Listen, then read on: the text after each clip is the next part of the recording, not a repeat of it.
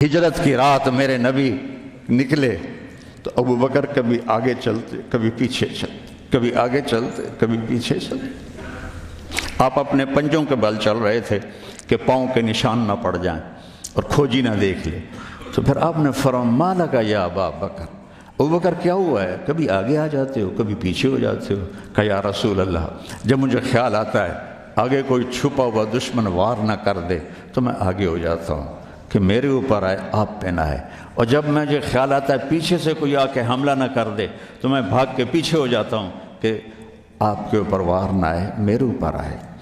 اور پھر جب غار ثور پر پہنچے، جبل ثور، تو آپ چڑھ نہیں سکتے تھے، ساری انگلیوں سے خون نکل رہا تھا، جو کہ آپ ایسے چلے تھے ایسے۔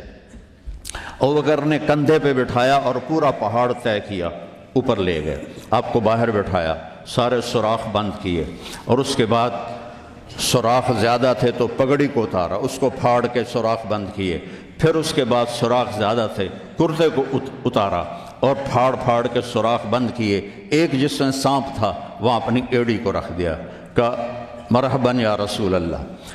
آپ اندر آئے تو اندھیرا تھا، آپ کو پتہ نہیں چلا، جب تھوڑی سی روشنی ہوئی تو آپ نے دیکھا نہ کرتا نہ پگڑی۔ ابو بکر مالک، یہ کیا ہوا ہے؟ تیرا عمامہ کدھر ہے؟ تیرا کرتا کدھر ہے؟ تو کہا یا رسول اللہ یہ سوراخ تھے، مجھے ڈر ہوا کہ ان میں کوئی چیز آپ کو تکلیف نہ پہنچائے، تو میں نے اپنے کپڑے پھاڑ کے سوراخ بند کیے ہیں۔ تو ایک دم میرے نبی رونے لگے اور ہاتھ اٹھا کر کہا یا اللہ، میں ابو بکر سے راضی ہوں، تو بھی اس سے راضی ہو جا اور اسے جنت میں میرا ساتھی بنا دے۔ تو ایک دم جبریل آئے، یا رسول اللہ، اللہ تعالیٰ فرما رہے ہیں ہم ابو بکر سے راضی ہو اور جنت میں آپ کا ساتھی بنا دیا۔ انہوں نے میرے نبی کی زندگی کو یوں سچ کر دکھائی۔ موسیٰ علیہ السلام کی قوم کو اللہ نے کہا جاؤ ملک شام جا کے عمالقہ سے لڑو،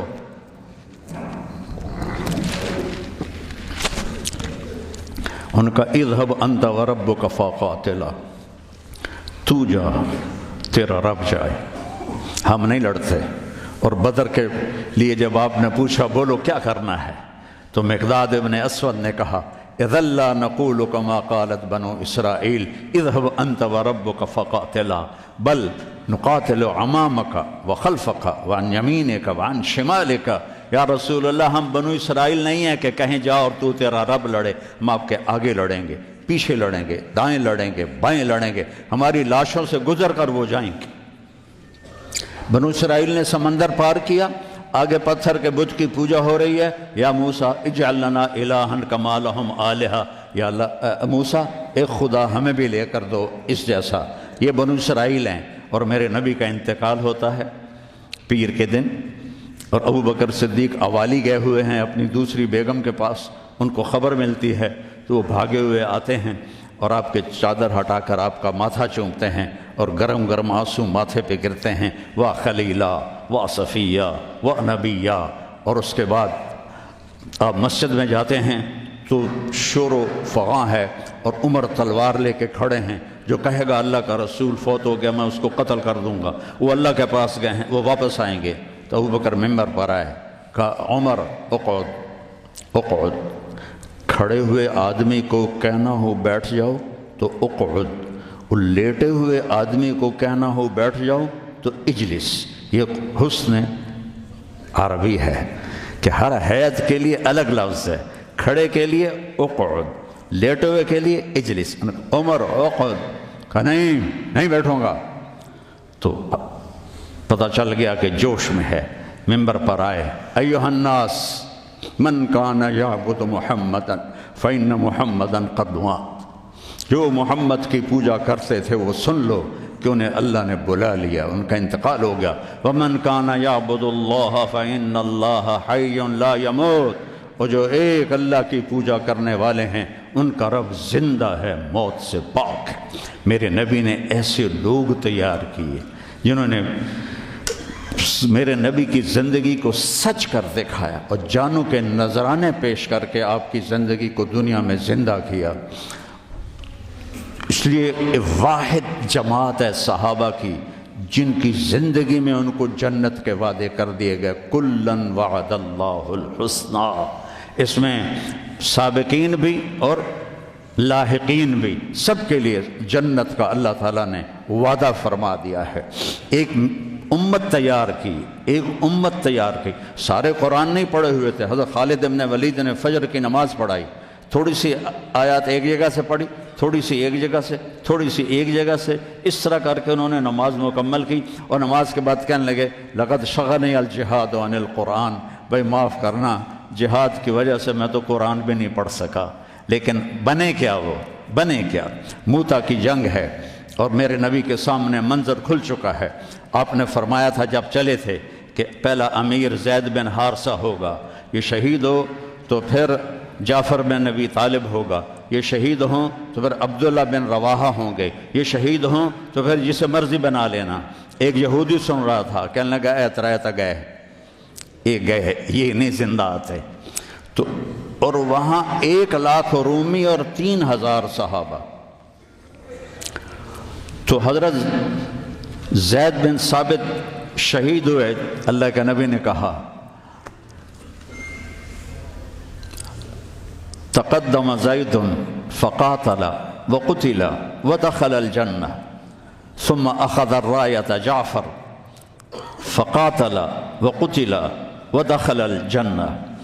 پھر عبداللہ بن رواحہ ایک کونے میں 3 دن سے کچھ نہیں کھایا تھا، گوشت کی بوٹی نوچ رہے تھے کہ آواز پڑی جھنڈا گر گیا ہے عبداللہ، تو انہوں نے وہیں پھینکا۔ پہلے 2 درویش تھے، فقیر تھے، یہ بڑے مالدار تھے۔ پہلے 2 مہاجر تھے، یہ انصاری تھے۔ 4 بیویاں تھیں، باغات تھے، غلام تھے۔ فتردد بعد التردد، تو تھوڑی دیر کے لیے بیوی بچے غلام باغات کا خیال آیا، تو کہنے لگے عبداللہ بیویوں کا خیال ہے سب کو 3 طلاق، باغات کا خیال ہے سارے صدقہ، غلاموں کا خیال ہے سارے آزاد۔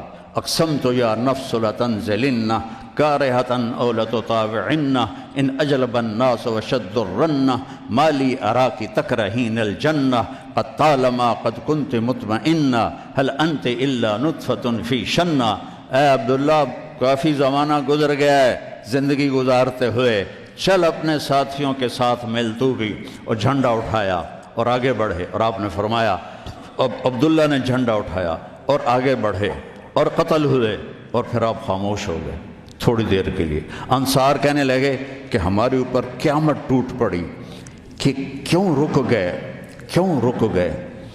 دونوں کی دفعہ تو فوراً فرمایا، اب کیوں رک گئے؟ پھر آپ نے کہا وَدَخَلَ الْجَنَّةِ۔ تو انصار نے عرض کی یا رسول اللہ آپ رک کیوں گئے تھے؟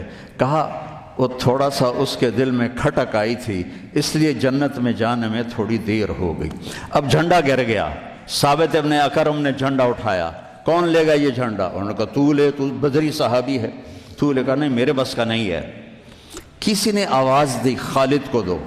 خالد کی پہلی جنگ تھی، صلح حدیبیہ کے بعد ایمان لائے، اور ان کی پہلی جنگ تھی۔ وہ فرمانے لگے بھائی میں تو ابھی مسلمان ہوا ہوں، کسی اور کو جھنڈا دو۔